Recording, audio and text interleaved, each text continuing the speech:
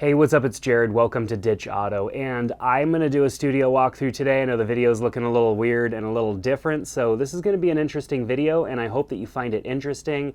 I'm actually going to do a studio walkthrough because I'm tearing down this studio, and I'm going to be kind of putting things away for the summer.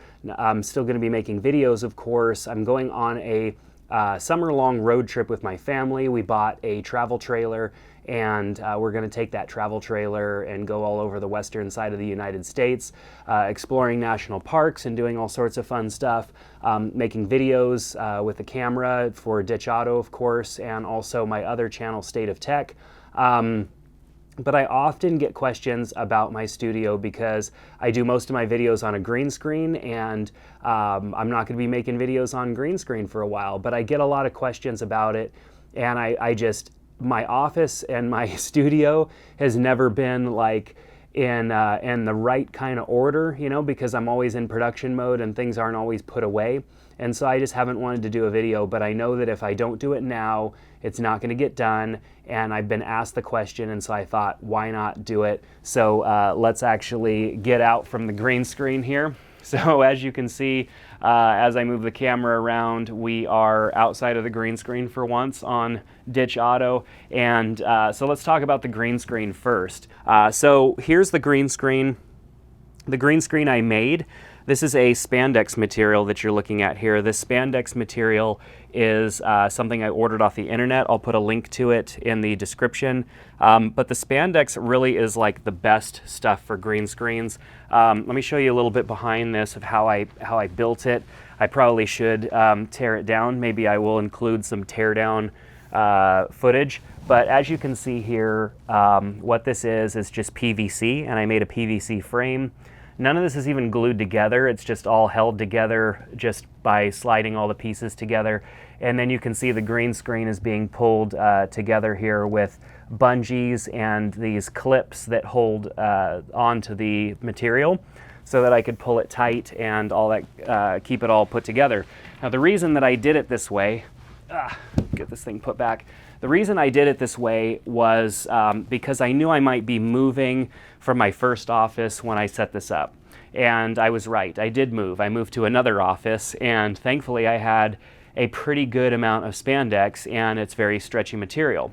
So this frame here actually was significantly larger than it is now. This is about, I'd say 60% of the size. It was much longer, or wider I guess you'd say, and a little bit taller because the ceiling in the last place I was in was higher than this is.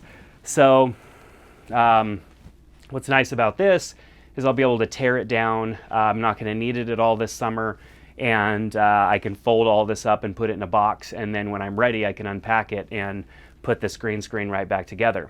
So the spandex has been great. And let me tell you about the material. So the spandex is very stretchy, just like you would expect. It's spandex. And what's nice about this is it's very absorbent of the light. So, you know, I can see imperfections here. Like, for example, you can see this like bracket here, and it's pressing against it a little bit. If this was any other type of material, you know, it just wouldn't absorb enough light, and you'd have shadows on that material. But because this is such an absorbent material, as you can see here, the lighting is pretty consistent. All you're really seeing is a little bit of my shadowing because I'm not sitting in my normal spot. So how do I light this stuff? Well, I went to Home Depot and I got these LED lights that go all the way around. You can see they start down here towards the bottom, and they go all the way up and around and down the other side. Now, this wasn't originally how I was going to do it. A lot of times I start with this idea, and then that idea turns into taking too much time and I need to get back to work. And so these lights originally, I was going to flag them so there wouldn't be really any spill on the back of me. But when I got them put in and got everything set up, it actually wasn't too bad. It provided a little bit of backlighting to me, so there was a little bit more separation than I had for my old setup. My old setup, I used like these big tube lights. They were actually also from Home Depot. They were just hot. They didn't produce as much temperature as I thought that they would, but they were pretty warm and it would make the room really warm. And unless you had a good air conditioner, you know, you could only film for like maybe a half hour, and then you can't anymore. I mean, I'm already in here like just a little sweaty, starting to get hot out here in California. Typically the weather here during the summertime is, you know, 110, 112, but at least in the low hundreds like most of the summer. And so it gets hot. If I'm gonna film, I need some air conditioning. And even then, the air conditioner's on right now. There's a big giant vent in here, and the big vent makes a little bit of noise. And unfortunately, I have to noise correct for that and actually pull out some noise when I'm doing post-production if I have it running. If it's not running, then I don't really have to worry about it. So what you're seeing here, of course, is the green screen and the lights and everything in front of me. Now we're going to take a look at. We're going to start with the table, you know, the infamous table that I sit in front of, which essentially is just a big Gladiator workbench that I got from Home Depot as well. And the reason that I got this is because it's super sturdy.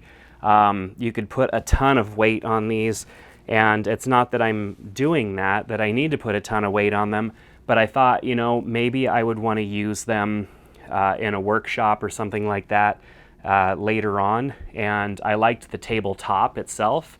The tabletop is nice, and you know, it does its job, but if I ever wanted to use them for something else, I can use them like out in my shop or something like that. So moving straight up above that is actually my microphone and my top-down camera.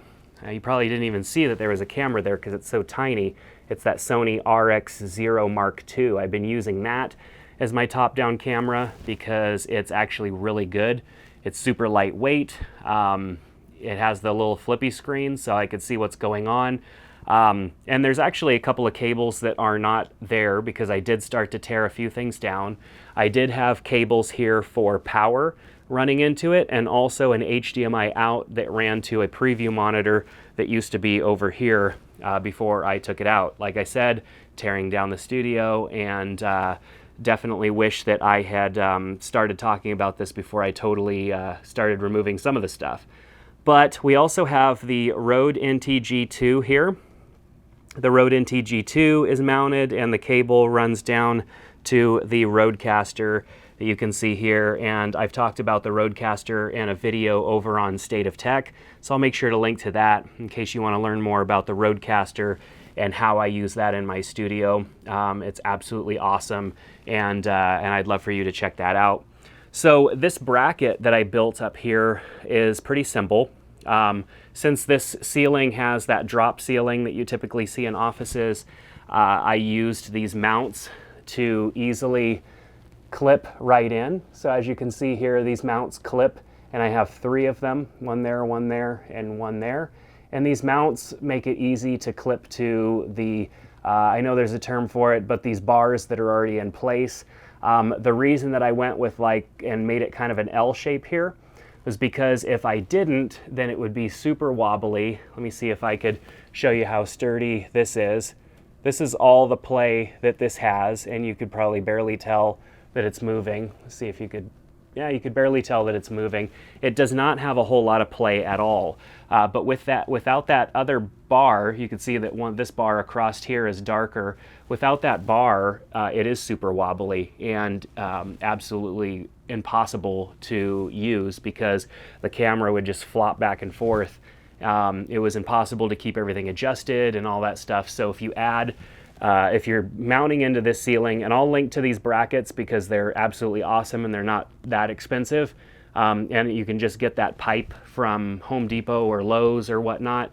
You can see it's just a piece of pipe, a 90-degree elbow, and another piece of pipe is all that's there. And then I used some Avenger clamps. Those clamps are awesome. I use those for so many things. These actually, a couple of these are not the Avenger brand. These are like the off-brand. They're not as good. If I was using these for anything else other than ceiling mounts, I probably would have gotten the actual brand. You can see here these in the middle. Those are actual like Avenger brand, I think, or whoever makes them. I'll link to them down below. Actually, I think that's a Manfrotto logo that's on there. So I'm giving out names and stuff and making mistakes here, but I'll link to everything down below so that you can see exactly what I'm talking about. And then these Manfrotto arms, I use them so much. They are awesome. It might seem like overkill for a RX-0, but typically I have like an A6400, it used to be an A6500, before that was an A6300 mounted there. And so you need a little bit of stability for that to make it a little bit less likely that you're going to have to constantly be readjusting your camera, because if you have a heavy camera and a weak arm, the arm is going to start to droop, or things, it's just not going to stay lined up, and it's just going to be a pain. I wanted to be able to walk in and start shooting, not have to worry about making a bunch of adjustments. I wanted everything to be exactly where it needed to be. And this setup up here makes it so that I could just kick a camera on, turn on my Rodecaster, and I'm ready to capture audio super easy. So you'll see these like black squares or rectangles that are all over the place. These are sound deadening panels that I actually bought because, I mean, you can make these, but I bought them because they really weren't that bad on the price. Some of these are larger, so this one is just kind of sitting in this window slot because this window, it just goes into the rest of the office. It's kind of a weird window, but it's there, and I wanted some sound deadening, and I didn't want to like build anything into place. I also have a bunch of these 1x1 size, so these are like square. You can see on the back, they're just wood essentially, and they deaden up the room so much. And echo is a real issue when you're filming or having, you know, just sound reverberating off of everything. So it's important to have some sound deadening. I went with these panels because I wanted something that worked really good. I didn't like the foam type of sound deadening that you can get. I actually have a box of that out in my storage, and it just didn't work that great. I didn't like having to glue it or staple it to the wall. It was like single use. It didn't look good in my opinion. So these sound panels work really good. They're not where they were. They were all mounted to the wall nice, but I did start to remove them, which is why they're kind of all over the place. So the top of the table, of course, this is not typically how I have it set up, but we do have the Rodecaster Pro here. I've got a couple of Rode mics, pod mics, I mean, right here, because I just did a podcast the other day with Ross, who is the Brotographer on Instagram. So if you're interested in that, I'll link to that below. And then just some random stuff that I haven't gotten rid of or haven't put away yet that's on the table here. So let's move along to what you typically, or what I'm typically staring at, which is the A7 III. This is the Sony A7 III with a cage around it. Normally it has an Atomos Ninja 5 on top of it, which is why it has this rail that slides right on here. Atomos Ninja 5 is there so that I can preview, or I can just see myself and make sure that I'm framed up properly, make sure that everything is going the way it's supposed to go. Normally do not have an 85mm lens on here. Normally I have a 24-70, because as you can see, there is not a lot of room between the camera and the table that I normally sit at, and an 85mm lens definitely would not work in this situation. Normally I have a 24-70 and I'm zoomed in at about 45 or so millimeters, and that gets me in the shot. So here's what you typically are seeing, or what the camera typically would see. Sorry about the focus, it's a little tricky for the camera to pull focus on that green screen. So from the camera here, we're looking straight in there. Normally I keep it framed in between the green screen and of course just below the microphone and the camera. So that is what you would see. This is like the behind the scenes shot right here, which definitely does not look as magical as it does when everything's all keyed out. And you know, I'm saying it looks magical, maybe it doesn't, but it's definitely nice just to be able to sit down, change your background to whatever you want, and not have to worry about your scene and everything. It's just super easy. Because I shoot a couple of different, pardon my focus here, because I shoot a couple of different YouTube channels, I don't have the space to have multiple sets set up. I don't, this isn't a business that makes, tens of thousands of dollars every month. So my office is very modest. It's not in some fancy district or whatever. It's just a small office that I shoot from, and it needs to be versatile, which is why it's set up this way. So just to see, I'm going to see if I can give you guys like a shot, like, because I've got this 10 to 18 millimeter lens. So like I'm standing in the other room right now. So like here's the door, and I'm standing in the other room. And so this room is not that large. This is essentially about the same size as like a small bedroom in a house. So definitely this is something that you could pull off pretty much anywhere. So the lights that are mounted on the wall, you've probably saw them. These are Westcott Flex 1x1s. So you can see that there. And what's nice about these is that they have the clamps on them, so I can clamp them up anywhere that I want. But I have these Avenger plates with the pin, and so I could just slide them right on and be ready to go, because I do take these LEDs and use them elsewhere. So this normally is hung up. Right now it's not. So what's nice about this is I can adjust the brightness. So I'm taking the brightness down, and then I can also adjust the color temperature. So you can see there's the color temperature. What's nice is if you set the color temperature of everything to the same, it makes it very easy to just set a color temperature on your camera, and everything looks good. Here's some more of those panels, which are just kind of sitting everywhere right now.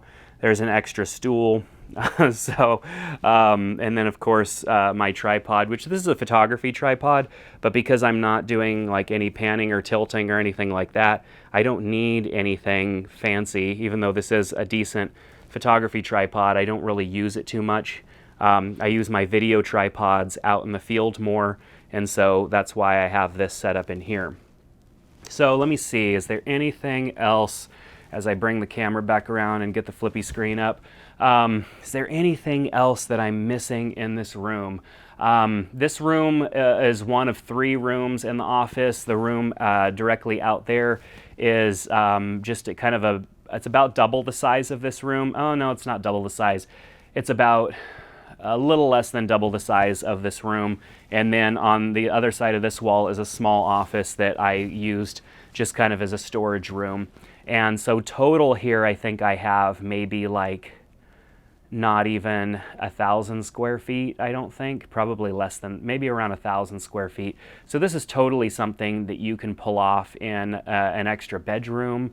I typically can do everything from this room, and as of like the last probably 4 or 5 months, I come and actually just sit here and work at this table. So I just sit on a stool, or it's at the right height that I could actually stand, like as if it was a standing desk. That was another reason that I got these benches, was because they're super heavy duty and the height is adjustable. So I could adjust the height and have it be like a standing only, like a standing desk height, or I can lower them down quite a bit and have that be a lot lower. I can actually give you an example of that. The exposure is going to be way off here. You can see the difference between that room and out here. So down here is another one of those desks at like normal desk level. And then I have, I actually have my computers there that I allow my kids to play video games from. Some old computers that I used when I was doing some cryptocurrency mining. I converted them, put Fortnite on them so that they could play some Fortnite when they come down to my office. So that is gonna do it for the studio room tour. I hope that I shined a little bit of light on kind of the setup here. I know that this video was kind of a janky vlog in a sense of like, I didn't have the right lens or the right camera for hand holding everything. It's definitely a little shaky footage, so I apologize for that. I just wanted to, I'm tearing this down, I'm getting rid of this room and putting everything away, and I wanted to show it all to you before I tore it down, because I don't know when I will have another setup like this. It's probably going to be 4 months or so, because everything that I'm going to be shooting is going to be on the road, wherever we're at. outdoors. It's just going to be totally different. And so lastly, I think I just want to share, when you have a setup like this, and most people think like, oh, I would love to have a studio, I would love to have a full setup that's just ready to go at any time, and I don't have to worry about, I could just walk in and flick everything on and be ready to go. But the problem there is that you allow that to become a crutch. You allow that to be necessary in order for you to get out and film. For me, I definitely would have shot more and been more creative, I think, over the last few years if I had to get out more and go and take my environment into consideration. It's very easy for me to come in here and do the top down and the camera, and that's it. And I just, I like the videos that I've produced, but stylistic wise, they haven't necessarily done it for me. And so this summer is going to bring forth a lot more creativity, because I'm going to have to get creative. We're going to be traveling. We're going to be all over the western side of the United States for a couple of months. And so anyways, I just wanted to share all of it with you. I hope that you found it interesting. If you have any questions, please ask down in the comment section. I will do my best to respond. Links to anything that I've talked about is in the description for you to check out. Some of the clamps, some of the things that I've used in here definitely make life a little bit easier when it comes to setting up a studio like this. This is not a high budget operation here. This is very simple.